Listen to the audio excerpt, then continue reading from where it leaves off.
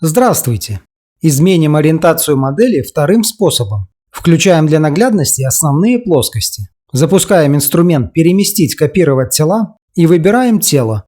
Переходим в раздел ограничения. Выбираем плоскость сверху и указываем верхнюю грань тела. Можем изменить выравнивание сопряжения. Нажимаем кнопку «Добавить» и в списке появляется первое сопряжение совпадения. Далее выбираем плоскость спереди и указываем переднюю грань тела. Нажимаем правую кнопку мыши и в список добавляется второе сопряжение совпадения. Выбираем плоскость справа и указываем боковую грань тела. Изменяем тип совпадения на сопряжение расстояния и изменим значение расстояния на 50 мм. Нажмем кнопку «Ввод». В списке сопряжений появилось сопряжение расстояния. Выбрав любое сопряжение в списке, можно изменить тип сопряжения и его параметры. Нажмем «Ок».